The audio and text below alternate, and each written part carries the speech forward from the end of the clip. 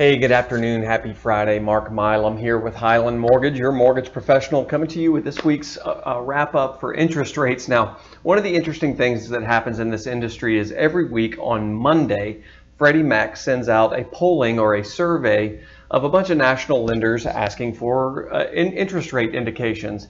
And then at the end of the week on Friday, they publish those rate indications to the media. And then we go off into the weekend with what Freddie Mac says the average interest rates are. And boy, what confusion that has caused today and will cause this weekend, because Freddie Mac has just posted today that rates are at all-time lows when they are definitely not. And what a difference a week can make in the mortgage market. We really haven't seen anything like this since the presidential election. And other than that upset during that tumultuous time when we were trying to figure out who in the world was going to be president, we really haven't seen much like this so far this year, or so far in 2020, excuse me. And obviously now we've kicked off into 2021.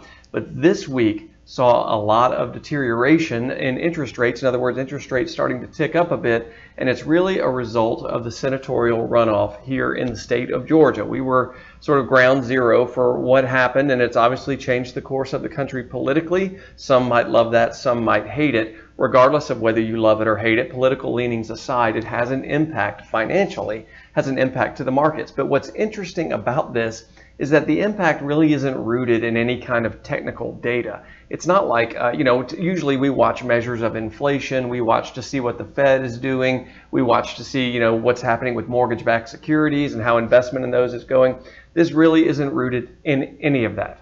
What this is rooted in is emotion, like it or not. What the markets see is now one party is in control of passing legislation without the check of another party, and the party that's in control are typically spenders. If you want to go back and look at historical prototypes, I know this may not always be true now, but when you look back at historical stereotypes, you look at the Democratic Party as a party that are spenders. They raise taxes and they typically do try to fund more government programs. Well, it takes money to do that. How are the Democrats going to do that? Or they're going to issue more treasuries. They're going to issue more government debt out into the marketplace. And what happens when you flood a marketplace with extra supply? Well, the value of whatever you're flooding the marketplace with drops, right? The more supply you have, right, the more that the value of that supply tends to drop, which means that the interest rate on it goes up. And this is true when we're talking about bonds, and mortgages are just long-term bonds. So the more supply of bonds in the marketplace, the value of the bond drops, which means the associated rate is going up. Bingo, there you go. That's where mortgage interest rates have gone. But the fascinating part about this, and it's kind of the maddening part about this for us, is that it's really not rooted in anything technical. The pandemic is still raging, unfortunately. The economy is still struggling. The Fed has given zero indication that they're planning on exiting the market or scaling back on mortgage-backed security purchases. There just really isn't anything here except for a perception, except for an emotion amongst bond traders, and that's what's been driving us for the past 4 days. Let me show you what I'm talking about. So when you take a look at mortgage-backed securities, here we are. Green days are good days, red days are bad days, right? We'll take you back to the basics. And here on Monday the 4th, boy, we hit a great level. If you locked on Monday the 4th, you must look like a wizard now. You just really took advantage at the right time, because here's Tuesday, Wednesday, Thursday, Friday. That's what happened in the balance of the week. And we've given up about a 1/4 point in pricing. Now, a 1/4 point in interest rate is nothing massive. It's not like we're looking at, oh, I could afford this one day and I can't afford it the next. It's mainly just disappointing, right? If a client got a quote last week and now they're under contract, ready to close or ready to lock in their loan this week, well, now they're going to be disappointed, and that's just the reality of how markets move.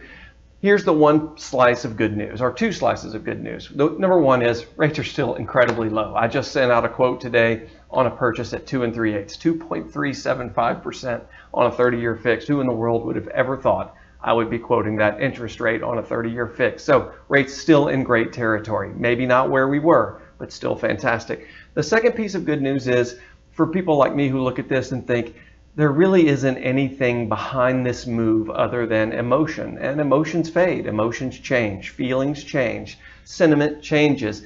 Data is data, but feelings and sentiment do tend to change. And when you look at the data, let me scroll down the page and show you something here. Let me blow this up a little bit because this is important.